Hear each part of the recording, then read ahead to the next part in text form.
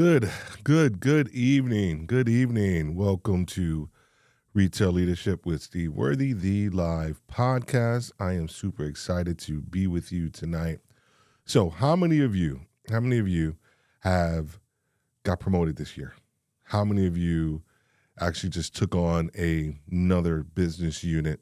How many of you relocated to a new market because of that promotion? There are some different variables that you actually have to think about from where you were to where you're actually going. And those variables are actually people, also finances and all those other things. But the majority of the issues that we and I have seen when a person takes over a new market and they are a new leader has to deal with people. And so we are going to talk about 5 quick tips that you need to implement on your road to success as a brand new leader in a brand new market. And we'll be right back. Oh, this doesn't want to work today. Uh-oh. 1 second. There we go. Welcome to Retail Leadership, hosted by Steve Worthy. We understand that retail is a fast-paced industry and that a leader's decision will impact everyone, every day, all over the world. Listen, it's time for you to stop being the leader others think you should be and time for you to become the leader you have always wanted to be. Are you ready? Let's go. All right. A couple things before we get started. You will see over here to my right, if you're visually watching this.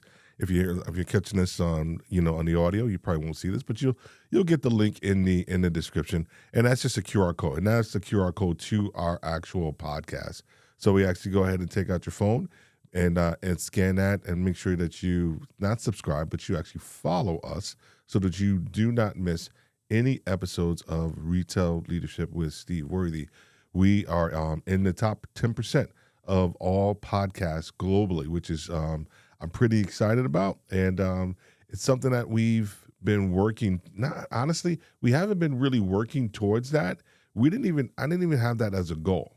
All I wanted to do with this podcast and what I'm continuing to do is just to produce content that the retail leaders want to hear. And as a result, we've been able to move up the charts and have, some significant number of downloads. But more importantly, people are actually listening to the podcast. They're not just downloading, they're actually listening to it. All right. And just to make sure that you guys understand too, as well, we do this every Thursday night. And then we also have on Sundays, we actually have our Win Your Week.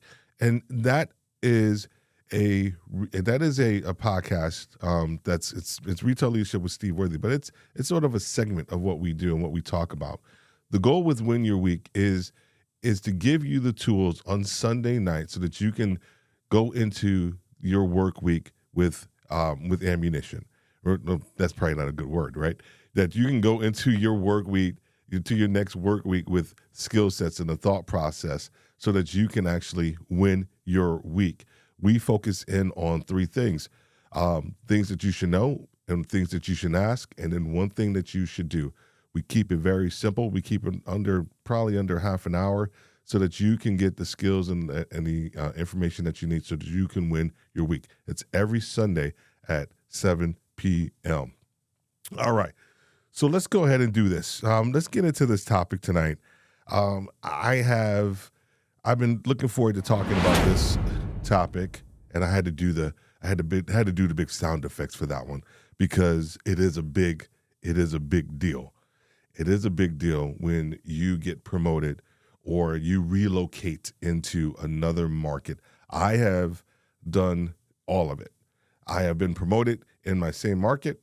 I have been promoted and relocated several times. And within all of those experiences, I have learned and grown and was able to adapt, and then also to teach other people that I would promote on how to do those things or how to be successful in their roles. And so today we're going to be talking about 5 things that you can implement on your way to success. So the first one I wanted to. Oh, hold on. Before I even get to the first one, I always want to set some context. If any of you have ever watched any of my live streams, and if you listen to any of our podcasts, we always want to set the context. I always try to create a foundation and then build upon that, right? Because I think it's better for learning. It's better for you to have an understanding of everything that we're going to talk about. Because if I just start out with certain points, then the context may be lost. So I always want to do that. This idea about being a new leader in a new market, and a lot of people will not admit this, but it is scary. It is scary. There is a large degree of imposter syndrome that takes place. I don't care who you are, even CEOs. When a CEO takes over a brand new company, right, in a new market, there's a measure of being afraid. There is some imposter syndrome that takes place. I'm not saying that it's gonna be prevailing and it is gonna paralyze you, but it takes place. And so it's important, and this is why I wanted to start with these two things. It's important that you understand that those feelings are natural. They are 100% natural, especially if you move into a market where your predecessor was loved, right, or beloved by the team. They may have retired, and now you are the new kid on the block. Dude, you got a lot of stuff to prove because you probably got some people on that team that are just as experienced as you were, but more importantly, they probably interviewed for the job and didn't get the job. That's a whole nother subject. That's a whole nother episode that we can get into with that as well. And then the last piece from context standpoint that I want to make sure that you understand is that I say you over everything. And what I mean by that is that you overanalyze everything. You tend to over communicate. This is the tendency when you start to take over you're a new leader in a new market. You tend to overanalyze. You tend to over assess. You tend to lean upon what got you there. And that is, once again, that's a whole nother episode too.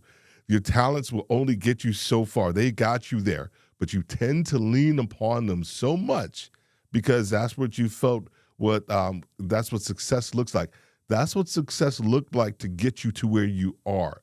Success going forward looks completely different. Completely different. Okay? So once again, if you're scared, man, it's okay. And there's going to be some imposter syndrome. You're going to feel kind of a little this angst inside of you. And you're going to be like, oh, man, am I good enough? Like, what are they going to think about me? Some people may feel like, am I educated enough? All these different pieces are there. And you want to make sure that you address them and that you understand that they are going to be there as well, too. So before we move into everything, just want to make sure I say hello to everybody. How you doing, Lawrence? Good to see you here. What's going on, man? Darren Creator. I love how you show up and do these shows. Thank you so much, man. I really appreciate it. And the production looks great. Just stop to say, hey, man, I appreciate you stopping by. I really do. And my man, Dwayne, how are you doing? Good to see you, man. Good to see you, buddy. If you guys have any questions, whoever is in the audience, even if you're stopping by, whatever, just make sure you put it in the comments. If you have a question or anything that we talk about tonight, please make sure you go ahead and do that. I want you to leave equipped. I want you to leave a little bit different than when you came in. All right, cool.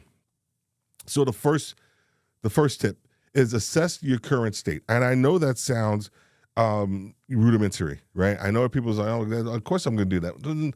Not everybody does it correctly. Not everybody does it correctly. And not everybody, looks at the I think the right order from an assessment standpoint. The assessment process, to be very honest with you, it starts well before you take over the market, and I hope you people are doing that. A lot of times, what happens is that I see people who are thinking about taking over, or they're going through the promotional process or the interview process. They have an idea of where it's going to be, and they wait to really formulate kind of a perspective on that market. The other thing, and if the market's close enough, I say go visit that market, right? I say spend a day in that market. I did that. I did that before every move, before every single move. Even if it was when I left New York and moved to Maryland, I drove down and I spent like 3 or 4 days in the market walking stores. No one knew me. No one knew me. And I was able to kind of formulate and get an idea, just a perspective of what a customer experience would be like. And so those are some of the things that I did. So from an assessment standpoint, you got to assess from a current state, right? People, finances, facilities, and the market.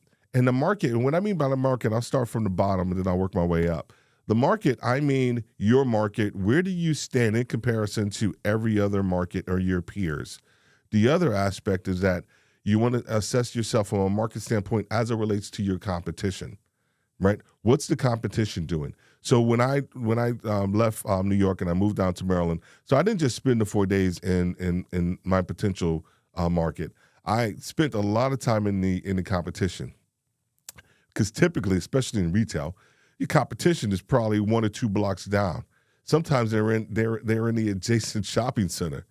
So it makes it easy for you to assess your competition and assess the market. What are some of the things that they're doing better than you? What are some of the things that they're that you are crushing them on? What's the customer experience look like, right? What about, and then I'd also look at it from a facility standpoint. That's why I wanted to start from the bottom and work my way up.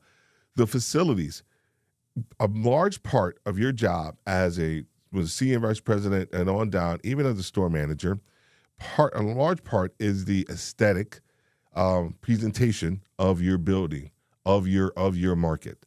And so that's one area that a lot of people fail to assess. They go right for the people and the finances, and I get that. That's why I kind of saving those two for last, right? They go right for those areas, but the facilities is something that's super important for you to make sure that you are looking at and that you're possibly trying to address. Who owns this area? Is this common? Is this common space, right?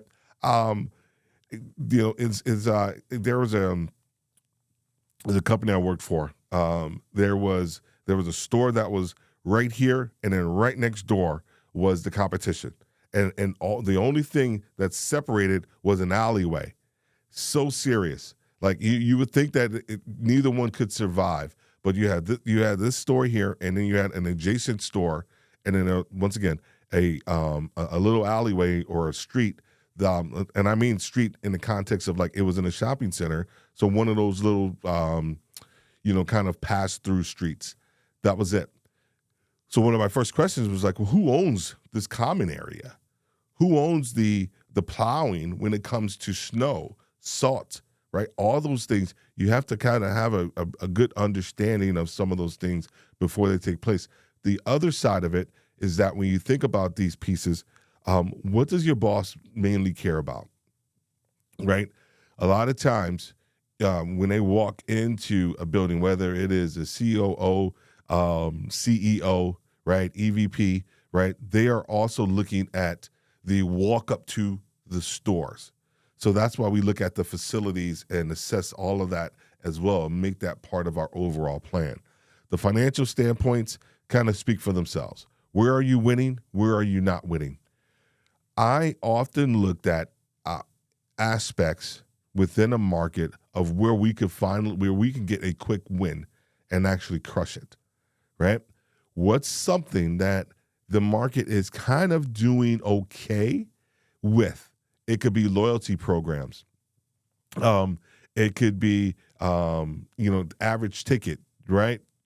Average ticket for from a guest standpoint. It could be apparel category. The apparel category is amazing compared to all the other categories within the store, right? What are some of those areas within your market that you're doing okay with, but you feel like as you kind of put all of this stuff together that you can actually win with? So make sure that you try to figure some of those things out and enact a plan so that you can win and figure out how you can actually have a really quick win. People, man, oh man. I can go all day on people too. People could be a whole nother episode in and of itself. And I'm going to talk about this here definitely in in the North Star. So make sure you stick around for the North Star. The North Star is the section of the podcast where I give you a perspective of like, what does all of this look like when you actually do it well, right? You got to see yourself in the solution. I always want to make sure people see themselves in the solution and everything that I'm talking about, because I can drudge on and talk about all of this stuff, but then you're like, Steve, what does this mean for me? What does this look like for me? And I want to make sure I do that for you. So make sure you stick around for the North Star.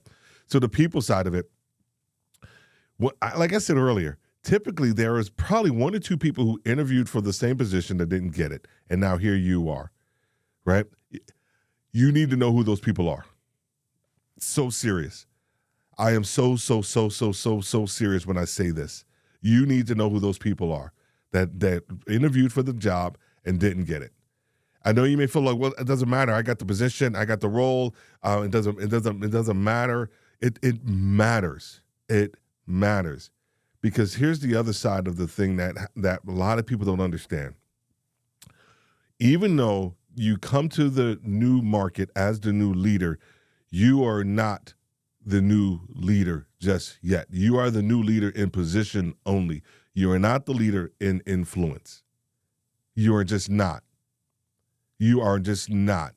And it is okay to understand that, because influence is gained, right? You have to gain, and it's earned. It is not given, right? Influence is not positional. So whoever potentially interviewed for that job and didn't get it, they probably have a lot more influence in the market than you do. That's why it's important for you to understand who they are and to develop a measure of relationship with that individual, good, bad, or indifferent, right? Because they are going to be the ones looking at you, and they are going to be the ones either helping to set you up for success, or they're going to be the ones that are going to be looking at you to set you up for failure. See, they don't teach you this stuff in the manuals. They don't teach you this stuff in the leadership training.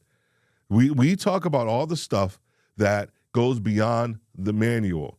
These little nuances you will not find in any of their training, in any organization, in any retail organization. I'm telling you this right now, right? This is why I'm so passionate about this, because we promote people and we set them up for failure by not giving them this perspective on understanding that just because they got promoted that they're in charge. They're not.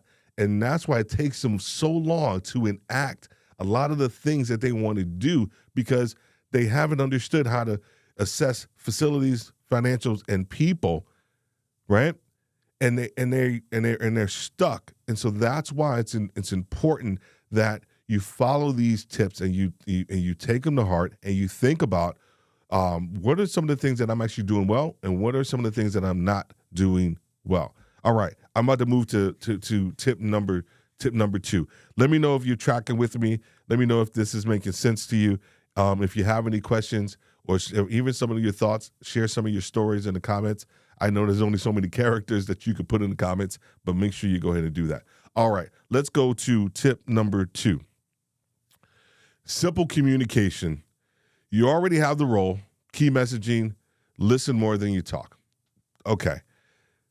Here's what happens is that, you remember one of the things I set the context earlier in the conversation was around what did I say? What did I say? Let me go back to it. Oh, you over everything. There you go. When I said when you over everything, you over analyze everything, so what happens is that you tend to, some people, some leaders tend to be a lot when they come into the market, and they're not themselves.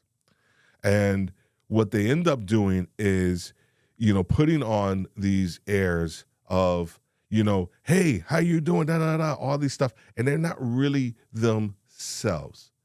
And they almost get to the point where they feel like they actually have to kind of sell themselves to the team that they got the role. I'm not talking about influence, right? That's a whole nother topic that I'm talking about. I'm not talking about trying to gain influence.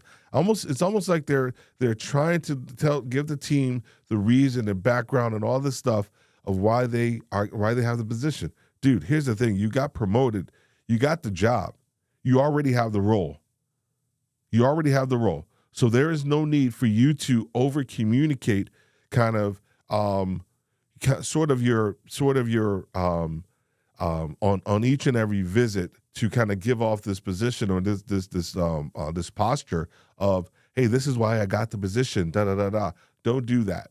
Keep your messaging simple. Here's one thing that you can do, and I always tell people to do this. And most organizations will do this, and I think it's cool that they do this. Is before you take on the market, is to make sure that you have a call with each and every individual, right? As best as you possibly can. If people are on vacation, PTO, whatever it may be, but to try your best to have a call with as many people in that market or that store as possible. In that communication, you want to keep things very simple. You want to probably give some anecdotal information about who you are, family, some of your thought processes, all these things. Because here's the other thing that of course they're not going to teach you this. They've already researched you, or they're in the process of researching you. I don't know how many times I have gotten promoted, and I'm going to be moving or going to another company or whatever it may be. And you know how you can go on LinkedIn and you can see who looked at your profile, right? If you don't do that, then am I the only one that does that? Let me know. I don't know. But, you can always see who's looking at your profile. And 9 times out of 10, there's somebody that's looking at your profile and they want to know. They want to know who you are, right? So they are already doing their due diligence. And here is the other piece, and this is why I say keep your messaging, key messaging only. As big as retail is, as big as the retail industry is, as big as many companies that are out there, it is still small. It is still small, very small. In the context of, you have some people who have been in the retail industry for a long period of time. They've worked for so many different companies, and they know people in other stores, other markets, other companies. It is extremely, extremely small. So they've done their due diligence on you. So it's more important for you to keep your message, key messaging only as you kind of go through this process. The last point, last piece for this tip number 2 is to listen more than you talk. Ask a question, wait for the response. Even if you already kind of know the answer because you've done your due diligence and you've looked at the financials, you've looked at turnover, you've looked at sell-through, you've looked at inventory, you've looked at the competition, you've looked at high potential people within your market, you looked at low potential people within your market, you've looked at performance review of all your leaders, right? These are all the things that you do. If you don't do these things, then shame on you. You need to do these things, right? So you've already come loaded for bear yourself with information. They've come loaded for bear with information because they've done their homework on you. So it's almost kind of like it's a game of chicken sometimes when it comes to a new market. So that's why I always say listen more than you talk. Ask an open-ended question about how are things going in a certain market or in a certain area, a certain category, and listen, and listen, and listen. Period. Right?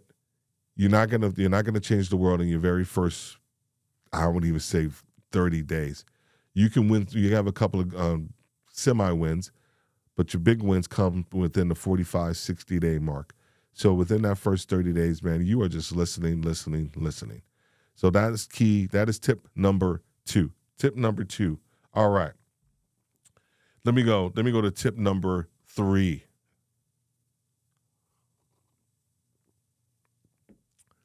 Tip number 3. And so we said we said number 1 was around assess. We said assess the current state of 4 different topics, right? 4 different areas. There's probably some more, depending on how high you're up, right? If you are senior vice president and you are sitting at the table, relative to supply chain, different things like that, right? You can assess supply chain within your market, and all these different things. So there's a couple other areas that you could probably do from an assess current state. But we are talking about an assess and build your team standpoint, right? So this is number 3. I'll probably spend the most time on this one. And as I do spend some time on this one, please let me know if you have any questions or if you are struggling right now with a team member or somebody in your team. Or you may just be thinking that I may need to kind of rethink how I assess my team. What do I look for? What are some of the attributes that I can help, that I can identify so that I can know that this person is going to be successful, or they may be detrimental to my career and also to the team. Assess quickly. First part of this, assess your team, build your team, is assess quickly. I know. Steve, it takes time. No, it doesn't. Here's why. If you are a leader of worth your salt in any measure of leadership, you have developed over your time, even if you're a younger leader, you have developed your ability to understand what good looks like and what great looks like in a person and a leader. The worst thing that you can do, so that's why I say assess your team quickly. The worst thing that you can do is to have a number of people on your team that are just like you, right? I've done it as a young leader. I had a whole bunch of Steves on my team, and man, we were super visionary, like big picture, going after it, strategy, but we forgot the tactical side of things, right? And so the tactical things got lost in translation. So I realized quickly that I actually had to assess my team. I had to bring people on my team that thought differently, that could actually say, "Whoa, Steve, whoa, slow down, man. I see you, the vision. I'm with you on the vision, but we need to kind of back up a little bit, right? So you need people on your team like that. You need to understand who those players are on your team, right? You need to be able to assess them. One of the things that I gave out, oh gosh, I don't know which episode it was, but I gave out my secret weapon for store visits, and it was the Enneagram. It was a personality test, and one of the things that you need to do, and I probably should have put that assess there as it relates to people. One of the things you do need to do is to understand the personality types of your people, right? There's too much data that organizations have on your team, on yourself, right? Because 9 times out of 10, you actually had to take some measure of a personality test before you got to this role, because they wanted to understand your temperament, not just where you are, but do you have the temperament to lead at a higher level? And so from an assess quickly standpoint, those are pieces that you should already have in your toolbox of understanding about your team before you set foot in that market. And so that's why it becomes easier for you to assess quickly, right? Because you don't have time to waste. You don't have 6-7 months, right? And I know that sounds very harsh. I know it sounds harsh. And I don't mean the assess to get rid. I mean assess to help people get better, to understand that, hey, this is where you are, right? Where do you feel that you are within your journey? And they can talk to you, help you and they can let you know, right? And then you guys can create a plan so that you guys can move forward and this person can actually be a lot better. So it's not assessed to get rid, it's assessed to help. Now, having said that, I should have put an asterisk next to this, right? There is some moments that you're going to have to assess to fire, right? Right? And that just leads me to my next point. Get ready to hire. Get ready to hire. Just get ready to hire. So when you're assessing and building your team, one of the things that I was able to do in several opportunities when I got promoted. I was able to bring one or two of my team members with me to my new location, right?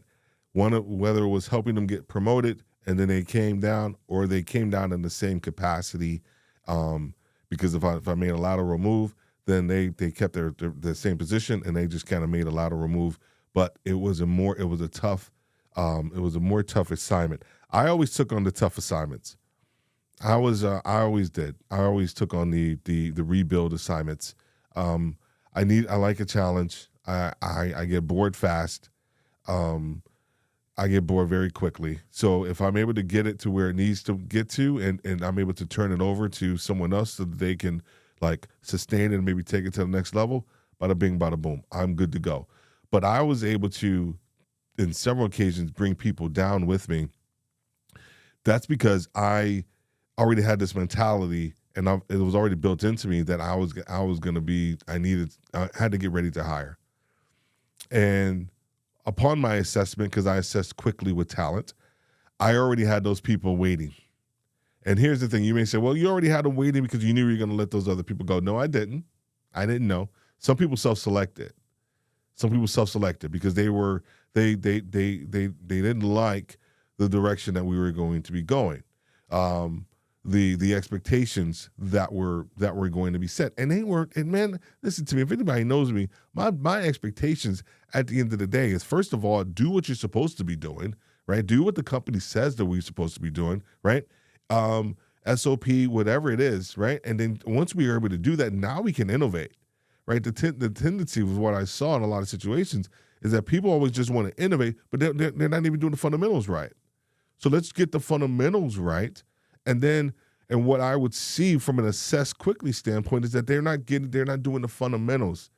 And so when I call people out, or we have conversations around the fundamentals of leadership, operations, protocol, or whatever, because they're doing things that they want to do, that's when the rubber meets the road. And that's where the indifference comes into play between you and that person, right? So when I say assess quickly and get ready to hire, you have to look at this under the guise of fundamentals.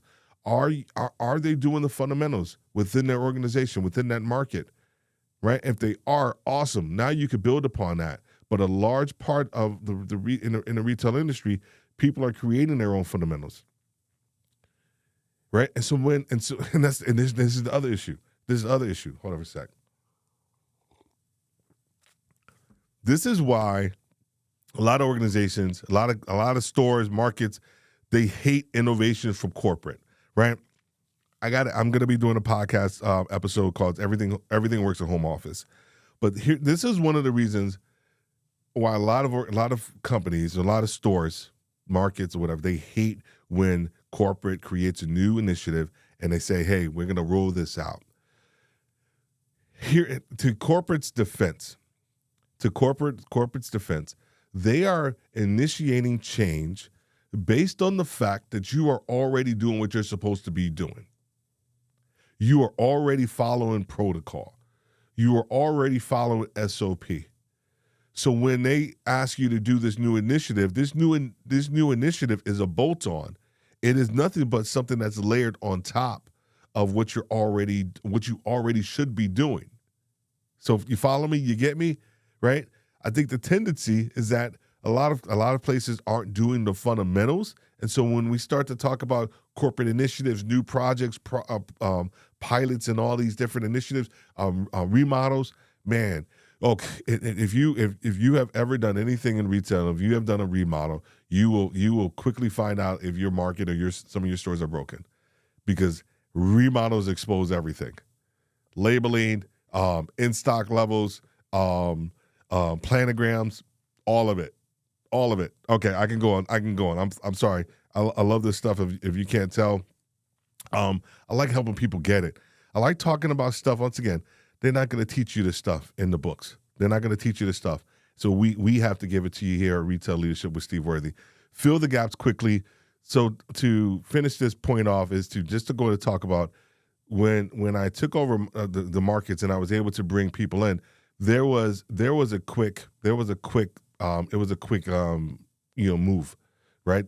It wasn't stores or districts that were without people for 2 or 3 months. It wasn't that. That is tantamount to Armageddon, right? Seriously, to leave a market or even a store open for a month, 2 months. It's horrible. So you don't want to do that. Fortunately, I've never had that experience. So I don't know. I've seen it, and so you don't want to do that. All right. So there we go. So we went to point 1, point 2, point 3. We have 2 more points left.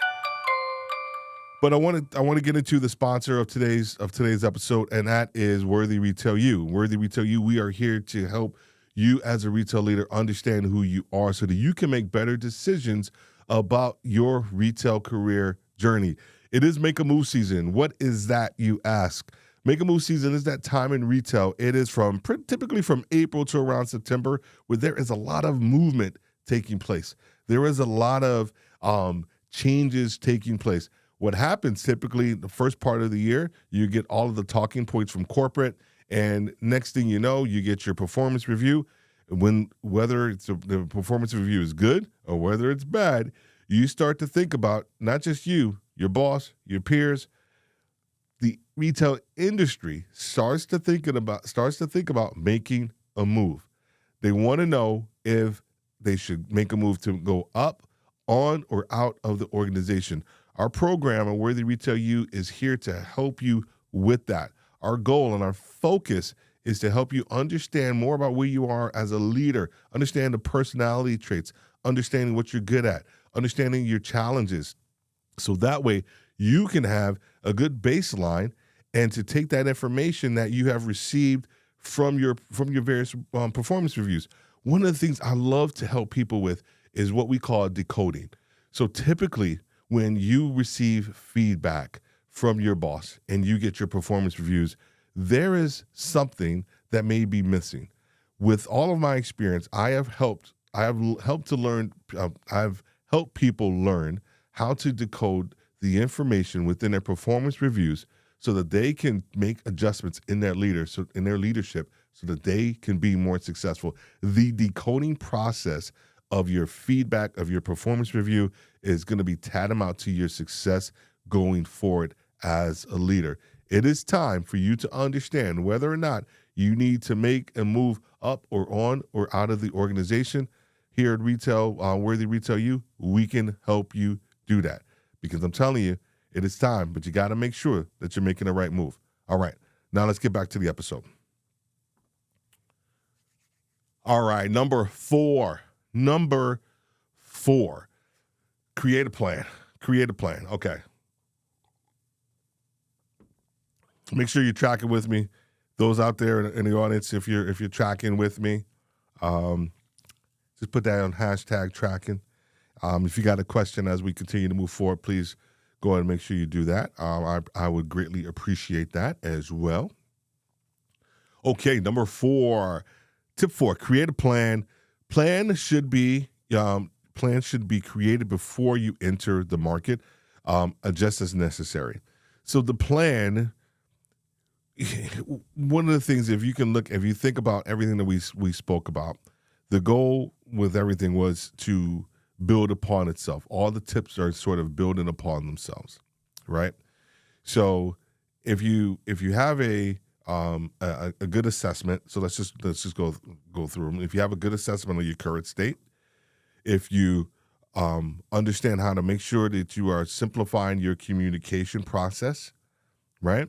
And if you are assessing properly and building a team, when you get to number 4, creating a plan, I'm not saying it's going to be easy, but it should be easier for you to compile the information and put it together in a plan. And when I think about a plan, I mean a 30, 60, 90 day, plan. Telling you that is the it's the most sensitive time in your leadership as a new role, that 90 days.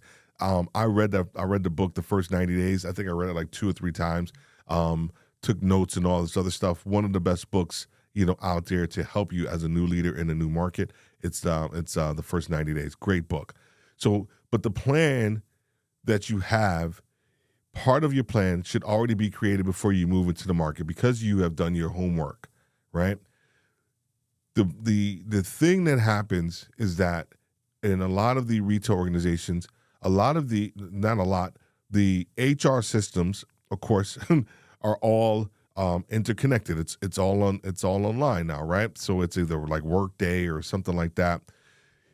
As the new leader, you are privy to the information of your new team, performance reviews, write-ups, right? Issues, situations, pay, all these things, right? You are privy to all that information, and you're not snooping.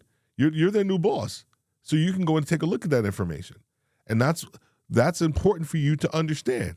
Then, okay, I I remember I was taking over a market, and I did exactly this, and I looked at everybody's salary. I had one dude that was making more money than me. I'm serious. I'm so serious. I was like, oh, this dude's making more money than me. So guess what? My expectations for what he needed to deliver was so much higher than everybody else. Yes, it was. I'm sorry, it was. I don't care. Dude, you making some money. And my expectations for you are like through the roof. Period. I even told him that.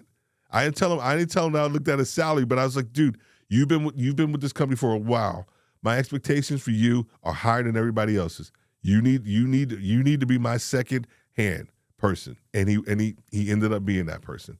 Ended up helping him get promoted. Right? Anyway, so you are privy to this information, little sidebar there. You are privy to that information. So you should utilize it to help you make your plan based off everything else that we just spoke about. And then you got to adjust it when necessary, right? You have to adjust it. If you hit a mark, if you set a goal for like loyalty program, right? Let's just say I'm just going to use that as an example. It's actually one of the best ways to earn a really quick win is to do something with your loyalty programs. Getting them up and making sure that they're running effectively is one of the best ways to get a quick win. So once you hit let's say it's your loyalty programs and you hit a certain mark within your loyalty program, man, guess what? Now it's time for you to actually, adjust, make an adjustment, right? Maybe once you hit that mark and you're stable, now it's time to build upon something else, right? What's the next thing that you could that you could tick off?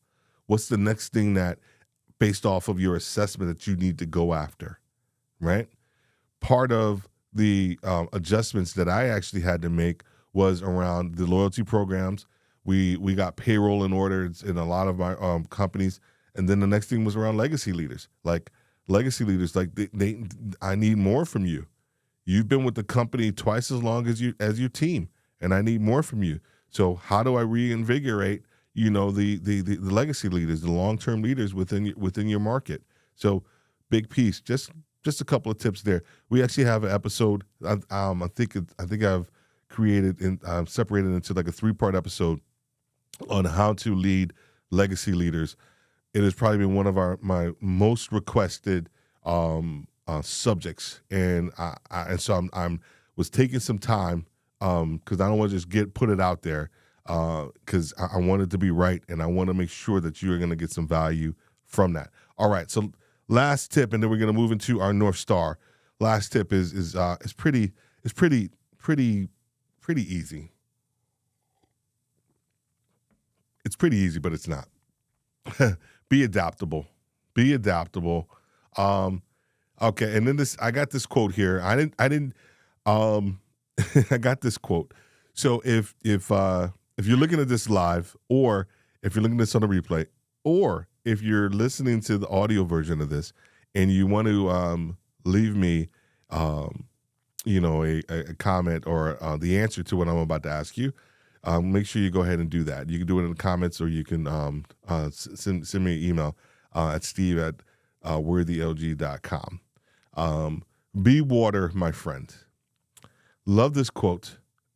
If anybody in the audience can tell me who first person, whether it's the comments now, Yeah, and I'll give somebody something too who's going to be listening to this in the audio format.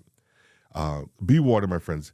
It is a quote by I can't say he's not really a famous actor, but I just gave some part of it away.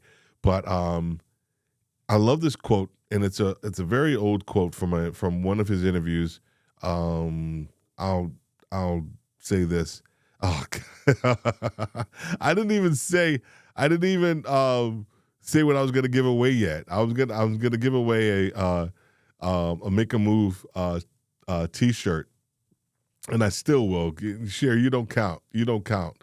You count, but yes, it is Bruce. It is Bruce Lee. Bruce Lee. Be water, my friends. Be adaptable. The reason I love this quote is because water has the ability. Water isn't a chameleon, right? See, chameleons change their color, right? Water adapts to its circumstances. Whatever you put water in, it adapts to it. But it also remains clear until you muddy it, right? If it's crystal clear water, right? Doesn't matter what you put it in, as long as the vessel is clean, right? It will remain to be water, and it will adapt. As a leader, especially as a new leader in a new market, it's important for you to adapt, for you to be water, for you to allow things to run off your back like water. There are going to be little remarks probably about the previous leader.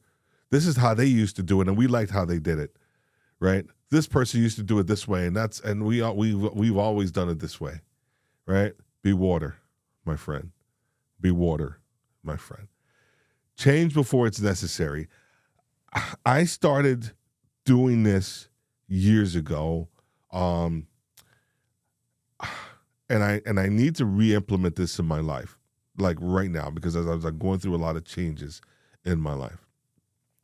I did this, and I don't know where did I get this from. I think it was one of my pastors. I think he said, "Change before it's necessary. Change when it's before you need." No, it was change before you need to, and so I changed it to change before it's necessary, right?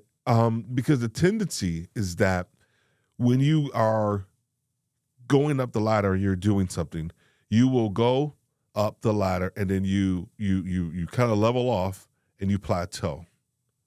And you keep going, you keep going, you keep going, you keep going. And for some people, they just keep plateauing and they just stay plateaued.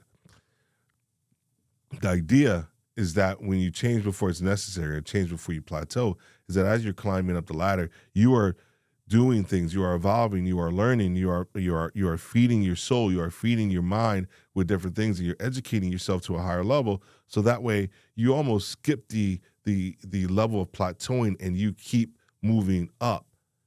And then as you start to continue to move up, you start to realize and self-assess and be self-aware that you need to do things a lot different.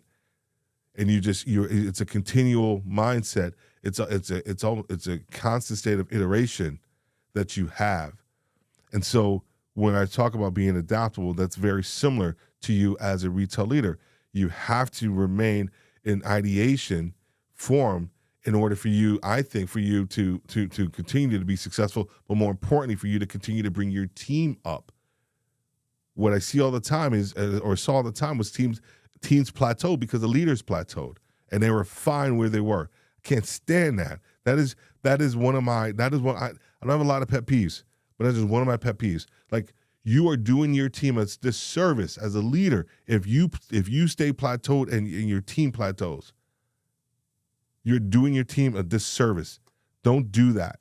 Have a mindset of being water and making sure that you are continuously changing and iterating so that you can become better and you can lift your team up with you as you continue to go on. That was tip number 5.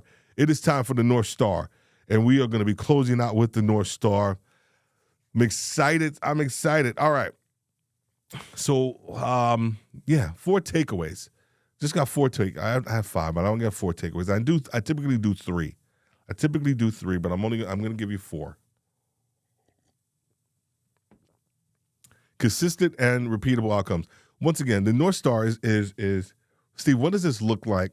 All the stuff that you just gave me when it's operating really well, when I've assessed properly, I've assessed my team, I'm building my team. I feel like I'm adaptable. I feel like I'm teachable. I feel like I'm continuing to learn more and more about myself, so that way I can continue to lift my team up. And I've been in role for 60, almost 90 days, right? What does it look like when I'm being successful? Here are some of the things: consistent and repeatable outcomes. The repeatability of an outcome of a within your stores is extremely important. And repeatable outcomes and consistency is built around doing similar things every day and then doing them really well. Getting the trucks done when they need to get done. Making sure your schedules are done when they're supposed to be done, right? Making sure that you're looking at your schedules and that you are communicating to your team about looking at their schedules for holiday weekends and vacations and all these different things. Making sure that when you have new sets taking place in your store, that you're doing that. Thinking about the seasonalities with the seasons within your store, and making sure that you're setting those things up properly and that you're communicating with your team. These are the consistent and repeatable outcomes that you should be receiving when things are operating and you're doing things really well as a new leader in a new market. Unsolicited feedback. I remember I was trying, as a new leader, I was trying too hard. I was, as I said in the first one, I was over everything, over communicating, over assessing, over analyzing, overdoing, working too many hours. I was just over everything. And I remember when I finally kind of had an aha moments, and I slowed the ball down, and I was able to kind of slow the ball down from the team, because I had the team going crazy, and things were just kind of in the groove. And I remember guy came to me in my office, and he was like, hey, I just want to let you know, you got this now. And he had been with the company for years, and he was like, no, you got this. I remember this moment as Chad Gallo. I remember this as if it was yesterday, and he said that to me. I don't know how many, 12, 13, 14 years ago, something like that. And that was like one of the best things that someone has ever told me. He was like, dude, you got this now. And I felt that I did, but when he said it, I didn't ask him for that. It was unsolicited, positive feedback. You will receive that when things are operating when they're the way that they're supposed to be. Culture and environment shift. You will start to see and feel, a different, atmosphere and oxygen level when you walk into a store. Typically, when you're brand new and you walk into different stores in your market, everybody's uptight. It's like you can barely breathe, right? When you're walking the store, it's like everybody's just super tense. That no one wants to say a bad thing. No one wants to say they screwed up on something, right? When you are able to implement these things and create a plan and execute on that plan, people, and you become approachable. And that's an episode I haven't done yet, but I will be doing it, because I think it's the number one secret weapon of any leader is approachability. And if you are developing an approachability, the culture and environment within your market and your stores, it's going to shift. It's going to be different. It's going to feel different. You won't just notice it, but your boss's boss will notice it. And then the last piece, communication gaps close quicker.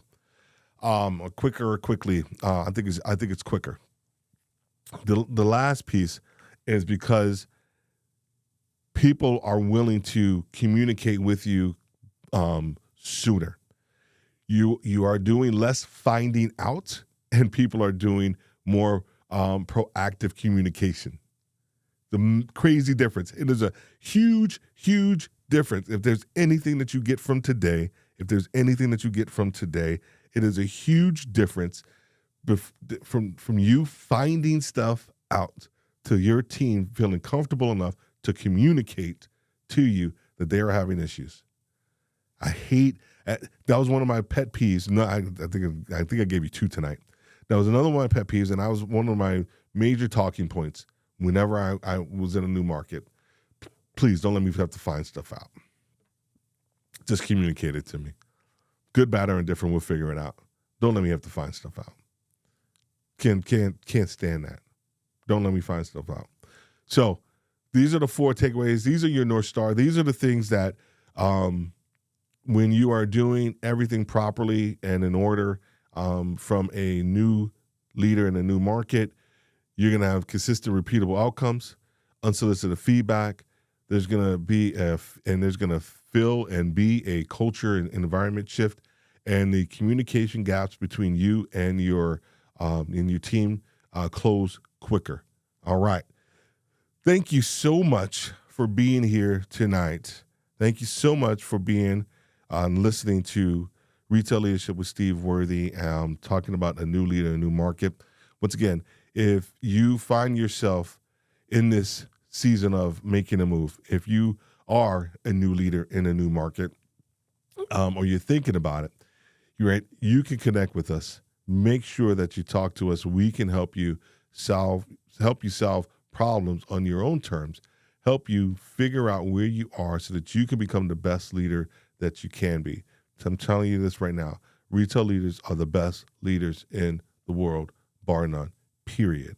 And my job is to help the industry and help more people understand and see retail leaders and bring them to the forefront as we start to talk about leadership in general.